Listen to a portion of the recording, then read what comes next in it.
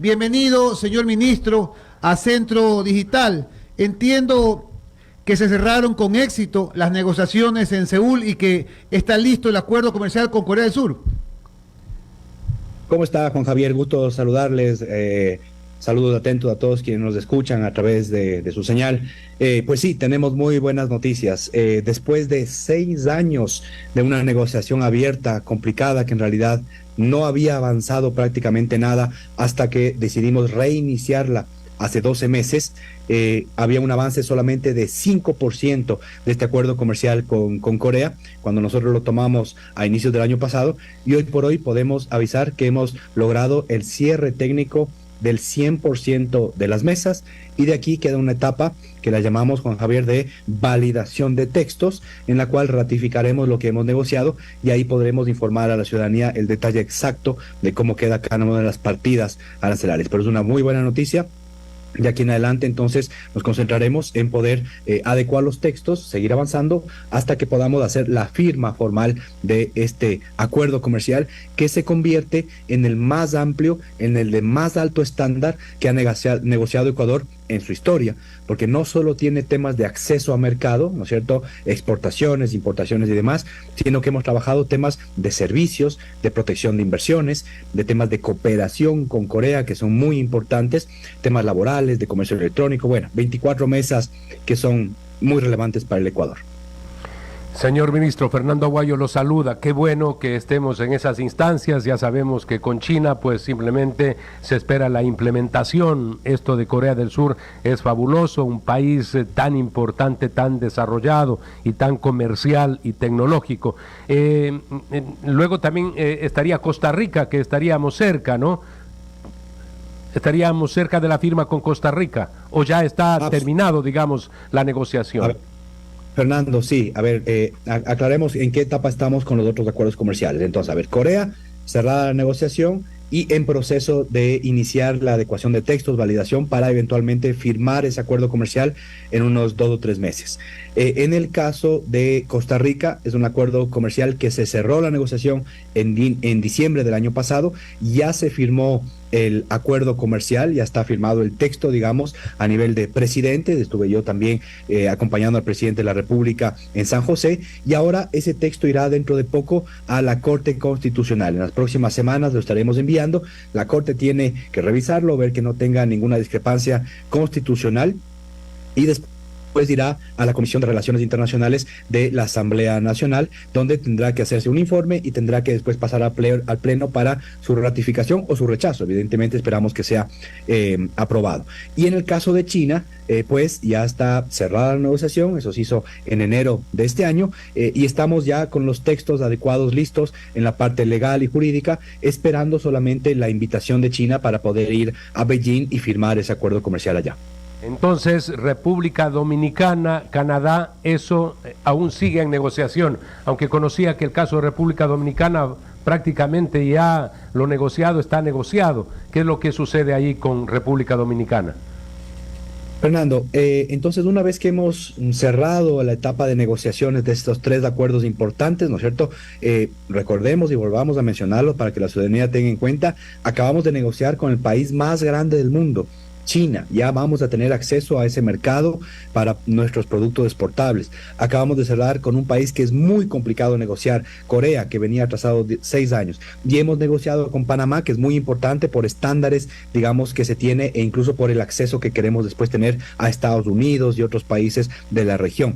¿Qué viene ahora? Liberamos entonces espacio para nuestro excelente equipo negociador para que pueda ahora dedicarse a 3 negociaciones, o incluso 4, ya le informo cuál puede ser la cuarta. Con Canadá estamos en lo que podría ser ya la primera etapa de negociación. Todavía no abrimos formalmente la negociación, pero hemos estado en estos 6 primeros meses del año en lo que llamamos las charlas exploratorias, Exploratory Talks en Canadá, que lo que nos permiten es adecuar cuáles son los temas que vamos a negociar. Entonces ya es como términos de referencia. Dentro de 1 mes, máximo 2 meses, yo estaré viajando a Canadá para poder iniciar formalmente esas negociaciones. Eso esperamos que sea entre mayo y junio. Con Panamá ya definimos abrir también formalmente las negociaciones y ya estamos haciendo un intercambio de listas. Ese, a diferencia de los otros acuerdos comerciales, Fernando, será un acuerdo de alcance parcial. No se van a negociar temas de servicios, de inversiones con Panamá, sí se van a negociar temas de acceso a mercado. Y con República Dominicana no hemos todavía abierto negociaciones formales. Hemos ido, yo personalmente, estuve con el presidente de la República hace pocas semanas también ahí en República Dominicana, en Santo Domingo, y lo que falta es una ratificación oficial del sector privado de República Dominicana de que se puedan abrir esas negociaciones, porque ellos requieren una autorización de su sector privado que nosotros no requerimos. Entonces, vemos con buenos ojos cómo vamos avanzando y esperamos que podamos, digamos, con República Dominicana iniciar esas negociaciones de un acuerdo. También será de alcance parcial en los próximos, quizás en los próximos par de meses, ¿no? Y el último que me faltaba, Fernando, comentarle, este cuarto que esperamos durante este año tener algún tipo de novedad, de noticia y de avances, es con Estados Unidos. Estados Unidos, muy importante tener un acuerdo comercial que nos permita acceso a mercado de largo plazo para nuestros productos exportables de ese mercado. No se va a poder tener un tratado de libre comercio como lo tienen Colombia, Perú y Chile, no porque nosotros no lo queramos, sino porque no hay las condiciones políticas en este momento en Estados Unidos para hacerlo, pero sí creemos que podemos tener una ley, ¿no es cierto?, que de hecho puede ser bipartidista, en la cual podamos tener un acceso a mercado, y esta ley está ya en borrador en el Senado de Estados Unidos. Sí, le escuchábamos al senador Bob Menéndez, demócrata. Él decía, bueno, en el caso de los republicanos hay problemas en la Cámara de Representantes, pero nosotros en el Senado tenemos un poco más en la posibilidad de las decisiones. Ahora, este sistema al que accedería el Ecuador es un sistema similar al que tienen como beneficio los países del Caribe. Ese sería el formato, porque esto sí sería rápido, pues no, ya lo del pasado, recordemos, Tratado de Libre Comercio vía Fast Track, eso se terminó. Perú y Colombia, 10 años beneficiarios de esa firma del tratado que tuvieron con Estados Unidos. Nosotros no lo tenemos, pero sería agregándonos a lo que es el sistema ese de preferencias para los caribeños que le entrega Estados Unidos. Es correcto, Fernando. Entonces, a ver, expliquemos un poquito más para que nos entiendan todos quienes nos escuchan.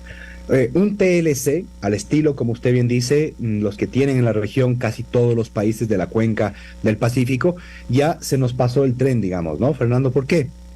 Porque en el año 2014, cuando se estaba negociando, 2004, cuando se estaba negociando hace más de 16 años, pues el gobierno de ese entonces, y después ratificado por el gobierno que vino después de Rafael Correa, pues decidió no seguir con las negociaciones comerciales en ese momento, y perdimos esa oportunidad que hubiese sido excelente para poder tener el mismo nivel de acceso que tienen otros países de la región a Estados Unidos. Entonces, ¿qué es lo que hemos estado buscando? Ya sea en lo multilateral o en lo bilateral directamente con Estados Unidos, cualquier mecanismo que nos permita avanzar. Y la buena noticia de esto que tenemos hoy por hoy es esta ley, ¿no es cierto?, que se llama la ley, en español, la Ley de Recuperación Económica de la Cuenca del Caribe. Así es como se llama esta ley, que incluye a varios países evidentemente caribeños para tener un acceso preferencial a Estados Unidos. Específicamente son 17 países que tienen acceso preferente a Estados Unidos para cerca del 50 al 70% de sus exportaciones. Lo que dice esta nueva ley bipartidista emitida, ¿no es cierto?, es un borrador todavía que salió hace un par de semanas del senador Menéndez y del senador Reich, que se llama IDEA, ¿no es cierto?, es una ley de apoyo al Ecuador, esas son sus siglas en inglés, IDEA. Lo que busca es que le incluyan al Ecuador en esta ley del Caribe como un trato preferencial para que podamos acceder a ese mercado. Lo interesante de eso es que podríamos llegar a tener, para el caso del Ecuador, si es que Estados Unidos lo acepta, porque es un tema unilateral, aquí no hay una negociación, Fernando, muy importante decir eso, no es un TLC, no vamos a negociar, depende de lo que Estados Unidos quiera incluir en esa lista, pero preliminarmente lo que podríamos tener acceso es para mangos, brócolis, para temas de frutas preparadas, para frutas en conservas, algunos vegetales, para temas de azúcar de caña, bananas, para jugos de frutas, piñas, margarina, y está por determinarse, por ejemplo, si es que esto abarca incluso temas como el atún, sobre todo el atún en lata, o algunos tipos de textiles, que es lo que nosotros pedimos que también tengamos acceso. Entonces, es una muy buena noticia. No es inmediato, pero vamos a perseguir esta oportunidad que se ha abierto hace pocos días, es decir, el día lunes estuvo aquí el senador Bob Menéndez, que es el proponente de esa ley. Conversamos con él, el presidente le pidió que nos explique un poco cómo podemos nosotros hacer que esta ley avance más rápido, y lo que hemos dispuesto es que entre la última semana de mayo y primeras de junio habrá una visita público-privada del Ecuador para que podamos ir a Washington y acercarnos para ver cuál es la hoja de ruta que podemos seguir para aprovechar de ese acceso al mercado con Estados Unidos. Así que estamos tratando todo lo posible por tener un acuerdo comercial, así sea parcial, con este importantísimo socio comercial. Estamos conversando con Julio José Prado, ministro de Comercio Exterior. De lo que usted nos comenta, señor ministro, pero a pesar de ser el principal socio comercial de Ecuador, Estados Unidos, la inversión extranjera proveniente del país del norte cayó 63% en el 2022 con relación al 2021, cerrando apenas en 30 millones de dólares. Otros países como México, España o China invirtieron más capitales en el país. ¿A qué se debe esto? Es correcto, Juan Javier, aquí no hay nada que esconder. A ver, hay una realidad muy clara, por un lado, ¿no es cierto? La coyuntural. Y del lado de la coyuntura tenemos un aumento de la inversión, del riesgo país, de cerca de 800 puntos que estuvo cuando el presidente Lasso tomó la presidencia de la República y que seguramente iba a seguir bajando. Hoy por hoy estamos cerca de los 2.000 puntos, y esos 2.000 puntos están ahí tan altos básicamente por la conflictividad política y por la inestabilidad política de lo que estamos sucediendo en este momento en la Asamblea Nacional. Y eso hace que los inversionistas internacionales, sobre todo, ¿no es cierto?, de los Estados Unidos, de Europa y demás, pues siempre comiencen a ver con más temor o poner en hold, digamos, en espera sus proyectos de inversión. Ahora, también hay otra realidad. Los inversionistas, específicamente los Estados Unidos, sí están viniendo al país. Hay inversiones de Estados Unidos en energía renovables, hay inversión de Estados Unidos en energía de minería, así como en otros sectores reales de la economía, con grandes empresas, pero no de la medida y de la factura que nosotros quisiéramos. ¿Qué es lo que tenemos que hacer para atraer esas inversiones de Estados Unidos? Un acuerdo comercial que incluya temas de propiedad, de temas laborales, de temas inversiones, de temas de protección de inversiones, que son los que, por ejemplo, estamos firmando con Costa Rica, los que vamos a firmar con Canadá, los que hemos firmado ya con otros países del Asia. Entonces, eso es lo importante para darle seguridad jurídica y tranquilidad.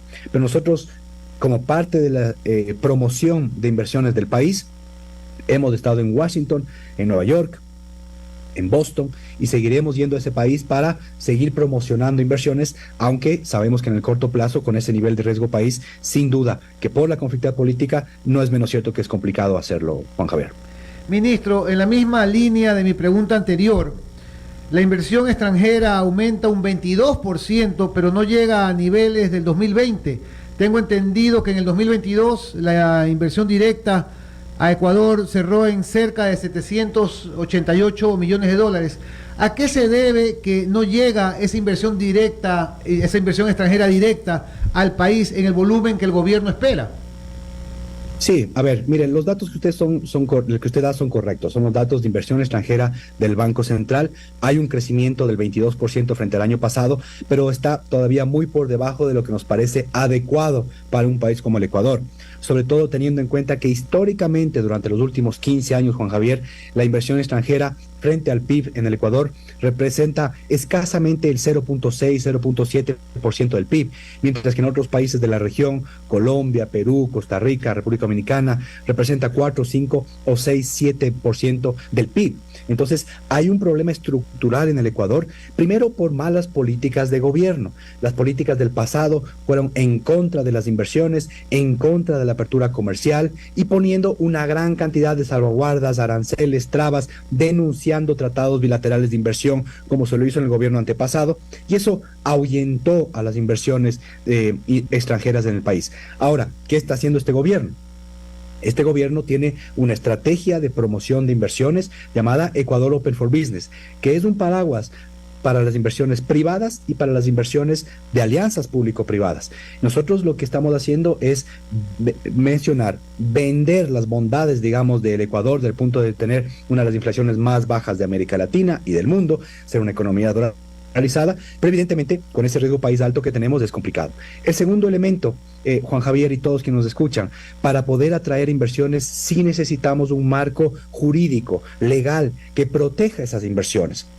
Lastimosamente, la Asamblea Nacional negó el proyecto de ley más moderno de América Latina, que era el que le proponíamos, un proyecto de zonas francas, de alianzas público-privadas, de inversiones en temas de tecnología y demás, y lo archivó sin ni siquiera debatirlo. Y no se ha vuelto a tratar durante el último año. Eso es una pena, porque era una posibilidad real de traer inversiones, generar más empleo y abrir el Ecuador a esas inversiones internacionales. Sin embargo, Juan Javier, sí quiero darle una cifra que contrasta con la que usted acaba de mencionar, y es la cifra de creación de empresas en el Ecuador, ¿no es cierto? Y de inversión societaria en nuestro país, registrada en la Superintendencia de Compañías.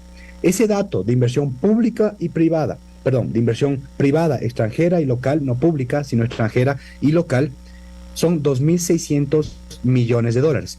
Esos 2.600 contrastan con los 1.400 millones de inversiones que se hicieron en el año 2019. Entonces, sí hay más inversiones local y extranjera que prepandemia, pero debería ser muchísimo más. Esa es la realidad. Estamos con el ministro Julio José Prado, ministro de Comercio Exterior. Buenos días, Andrés Ortiz lo saluda, ministro. Tengo una duda. Veo que a septiembre de 2022, esto es una publicación del Gobierno Nacional, los contratos de inversión ascendían a más de 2.800 millones de dólares, lo cual era una muy buena noticia, es una muy buena noticia para el país. Sin embargo, en el desarrollo de la presentación que hace el gobierno, solamente el 8,6% de los contratos aprobados son extranjeros y el 19% vendría a ser mixta, pero casi el 75% es nacional. Entonces, un poco en la dinámica de lo que estábamos hablando con Juan Javier, sí nos llama un poco la atención que solamente 14 de estos contratos sean inversión extranjera y 118 nacional. O sea, es importante la inversión nacional y creo que se aplaude que en las circunstancias actuales el ecuatoriano confíe en su país. Pero ¿cómo hacer para que esta inversión, estos contratos de inversión que se han aprobado, pues nos interesa que venga inversión extranjera? La local es importante, la mixta también, pero la extranjera directa.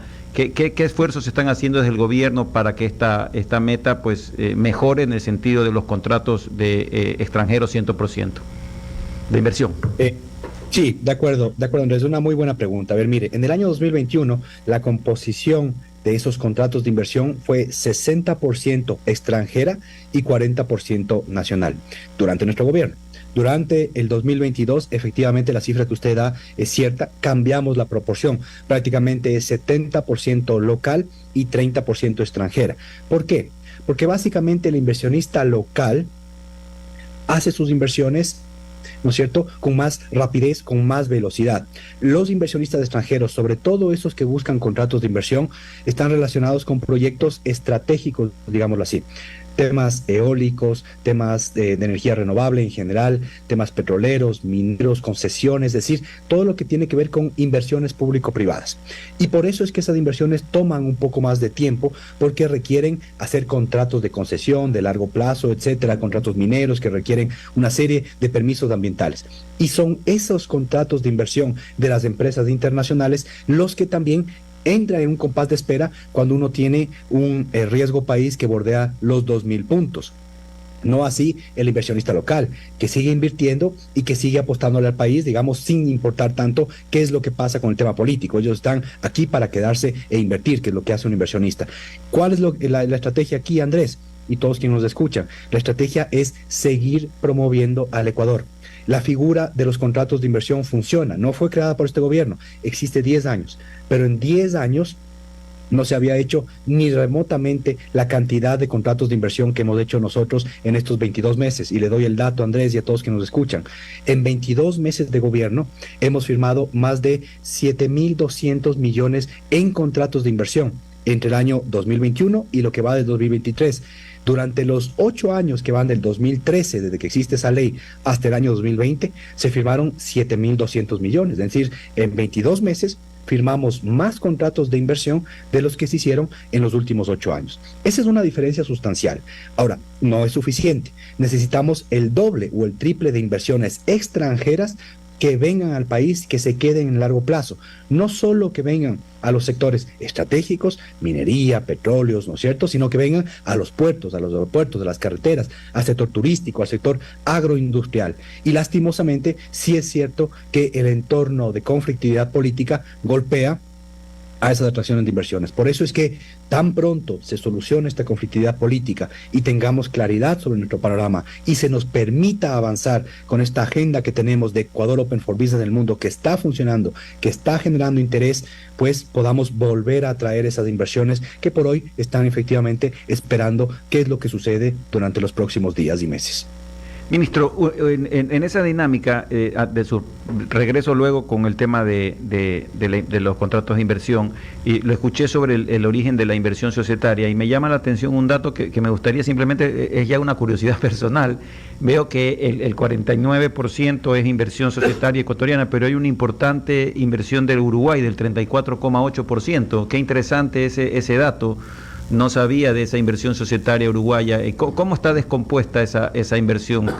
Muy interesante que nuestros amigos oyentes un poco vean también ese mercado uruguayo como una oportunidad de negocios. Veo que Uruguay está en el segundo lugar, va por largo sobre inversión societaria en nuestro país. Correcto, Andrés. A ver, mire, primero, no es extraño que Uruguay de pronto, o mejor dicho, nos parece a veces extraño que Uruguay tenga ese nivel de inversiones. Uno espera ese nivel de inversiones de casi 600 millones que se realizó de una sola, de, qué sé yo, pues de Estados Unidos, de Europa, etcétera y demás, ¿no es cierto? Pero Uruguay es hoy por hoy un hub de servicios financieros y de servicios de seguros. Se ha convertido a sí mismo en los últimos 5 años. Esa inversión que usted hace referencia es cerca de 600 millones de una empresa domiciliada en Uruguay, relacionada con el sector de servicios financieros y los seguros, ¿ya? El detalle ya hay que revisarlo en la Superintendencia de Compañías, pero es una inversión que se realizó en el tercer trimestre del año 2022. Y claro, ese es uno de los problemas que tenemos, Andrés y todos que nos escuchan, que la inversión en el Ecuador es poca. Y entonces cuando tenemos una inversión fuerte de una empresa, ya sea minera, petrolera, o temas como esta inversión, ¿no es cierto?, en servicios financieros, pues sube inmediatamente el total de inversiones y parece, digamos, que hay un distanciamiento frente a la media de lo que hemos tenido. Pero es una muy buena noticia. Hay inversiones no solo en los sectores tradicionales, sino esta inversión, por ejemplo, que se ha hecho de esta empresa uruguaya en el Ecuador. Así que ese es parte del beneficio que estamos teniendo. Ahora, otras inversiones fuertes que estamos esperando durante este año y que se van a concretar incluso dentro de poco, son inversiones en 3 proyectos de energía renovable. Esos 3 proyectos de energía renovable es uno en Villonaco, ¿no es cierto?, el proyecto Villonaco en la provincia de Loja, son cerca de $200 millones, un proyecto fotovoltaico en la zona del Aromo, $200 millones más, y $100 millones en la zona de Galápagos, un proyecto de energía renovable también. Hay 500 millones que deben concretarse este año, y algunos proyectos mineros también que están en proceso de conseguir sus contratos de concesión, sus licencias ambientales y demás, que podrán también entrar dentro de este rubro total de atracción de inversiones, y a los cuales evidentemente se les ofrece un contrato de inversión, porque es el mecanismo que tienen estas empresas locales y extranjeras para bypassear de alguna forma esta inestabilidad normativa o inestabilidad política que tienen los países de América Latina, y que lastimosamente también es una norma constante en el Ecuador. Por eso es que si no tenemos una ley de inversiones, nosotros utilizamos los mejores mecanismos que ya tenemos a disposición, leyes antiguas trabajadas de una forma excepcional para que estas empresas sigan viniendo al país, Andrés. Ministro, se espera que este conflicto termine, este político, de la mejor manera. Lo lógico sería, ¿no?, que los periodos se cumplan, pero hay un juicio político que hay que respetar también. Está dentro de la Constitución, se han pasado pues todos los procedimientos y ya está en marcha ese juicio político. Pero para efectos del presente y del futuro del Ecuador, todos pensábamos que el éxito del gobierno en materia de comercio exterior iba a ser precisamente recuperar ese camino para lograr un acuerdo de libre comercio con los Estados Unidos, si no con esa calificación, un acuerdo de comercio con Estados Unidos. Pero lamentablemente vemos que, por ejemplo, en el caso del senador Bob Menéndez y Tim Kaine, que ya han venido prácticamente en 3 ocasiones, estas visitas de senadores, como el caso de Bob Menéndez, que es el presidente de la Comisión de Relaciones Internacionales, y yo siempre menciono acá que es el hispano más importante de la historia en los Estados Unidos, porque es un senador que ha ganado elecciones, ya tiene 24, 25 años como senador. Entonces digo yo, con ese espaldarazo, con esas preocupaciones que tienen desde Estados Unidos, misiones permanentes que no son tan comunes, lo dijo ayer Kaine, que no es común repetir esos viajes, lo expresó. ¿Cómo es que no podemos conseguir un acuerdo de comercio con los Estados Unidos? Ha dejado de ser ya Estados Unidos el primer socio, ahora es China. Pero ¿cómo? Hay una frustración, usted ha hecho una gran tarea y debo decir, sin duda es el mejor ministro que ha tenido el presidente Guillermo Lasso, lo he repetido en varias ocasiones, veo su seriedad, su entrega, su trabajo técnico, pero me queda esto, ¿no? Además porque di seguimiento por tantos años a la posibilidad de la firma del acuerdo con Estados Unidos. Y yo digo ahora, veo vienen grandes personalidades, repiten los viajes, y resulta que no concretamos nada. ¿Va a ser frustrante aquello, ministro? Primero, gracias Fernando por sus palabras, las tomo con la humildad y para seguir trabajando. Lo segundo es, mire, sí es cierto que hay una conflictividad política importante en el país. Hay incertidumbre con respecto a lo que puede suceder, ¿no es cierto?, en la Asamblea, sin duda. Y mientras haya más incertidumbre, la respuesta del gobierno y además, sobre todo, de esta cartera de Estado, es más trabajo y más certidumbre. ¿Cómo creamos certidumbre en medio de este entorno tan complejo que tenemos? Con los acuerdos comerciales que ya hemos firmado, con los acuerdos comerciales que están en marcha. ¿Por qué un acuerdo comercial da certidumbre? Porque los tratados de libre comercio, como los estamos negociando, son normas supranacionales. Son normas que no solo tienen que ver con el tema de acceso a mercados, que es importante, sino que negocian temas de inversiones, temas de servicios, cooperación, temas de equidad de género, temas laborales. Es decir, 24 mesas fueron las que negociamos en Corea, 19 mesas fueron las que negociamos en Costa Rica, y así lo haremos con los otros países que vamos a negociar. Entonces, eso ya da un espacio de certidumbre para los locales y los extranjeros, porque saben que hay una norma supranacional a la cual Ecuador se tiene que acoger, que son los acuerdos comerciales. Eso es lo segundo. Lo tercero, respecto a Estados Unidos, Fernando, compartimos, digamos, no la frustración, pero sí la necesidad de que tenemos que avanzar más y mejor con los Estados Unidos. Desde el primer día del gobierno, el presidente Lasso viajó a los Estados Unidos conmigo, con el canciller, para poder decirle a Estados Unidos directamente, en Washington, en Nueva York, en la Casa Blanca, en el Senado, en diferentes reuniones que hemos tenido, aquí en el Ecuador, como usted bien lo ha dicho, hemos tenido más de 5 visitas de delegaciones diferentes de senadores y congresistas de Estados Unidos. Nunca antes habían venido tanto. Y el Ecuador sigue siendo el único país de la cuenca del Pacífico que no tiene un TLC con Estados Unidos. Esto lo hemos dicho. El presidente se lo dijo al presidente Biden, el presidente Lasso se lo dijo al presidente Biden en la Casa Blanca. Lo acaba de repetir nuevamente con el senador Menéndez. Ahora uno dice, bueno, entonces, ¿qué pasa? ¿Es algo con el Ecuador? No, no es algo con el Ecuador. Es una situación bipartidista entre el Congreso y la Casa Blanca, entre la mayoría republicana y la contraparte demócrata en el Senado, que el tema de comercio y sobre todo de tratados de libre comercio ya no se están poniendo de acuerdo para poderlos permitir y avanzar. Por eso es que decimos, Fernando, como usted bien lo sabe, se nos pasó el tren de un acuerdo comercial. No porque Ecuador no quiera, no porque Estados Unidos le vea mal al Ecuador, sino que todos los otros países que están esperando una nueva negociación de un acuerdo comercial, por ejemplo Uruguay, o por ejemplo Inglaterra, Reino Unido, que tiene que hacer una renovación de su TLC con Estados Unidos después del Brexit, no logran avanzar.